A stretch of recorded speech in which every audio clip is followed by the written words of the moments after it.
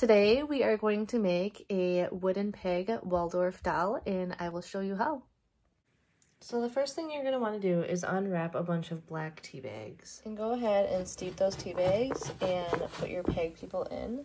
And I also use this black walnut hull powder. And I'm just going to pour a little bit into this. And this will make it just a tad bit darker if you want that darker look. And if you don't, you can just stick with the tea bags. So go ahead and pour that in and mix it together. So after those have been sitting in your pan for about 10 minutes, you just want to take them out and dry them. And you can see some of them are a little bit different shades, and that's okay. As they dry out, they'll even out a little bit. And if they don't, well, they will. But if they don't, they won't be perfect, only because it's hard to get all of that black tea coverage exactly the same. You can go ahead and line up your pieces in your jig, and I do every other, so every other one is dyed and the opposite ones are not.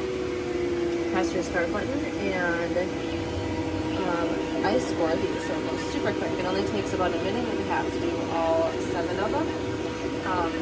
I can link the file that I use down below in the comments, so you can purchase a file if you would like it. Otherwise, I do make these and I have them for sale in my shop.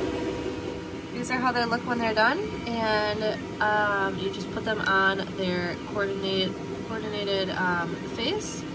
And this is a perfect Waldorf / Montessori toy for classrooms or homes, and they can choose how they feel. And today I feel and coordinate their feelings with their little pieces of wood, and this is a perfect gift idea. Thanks for watching, and if you need any additional help on how to make this, please let me know.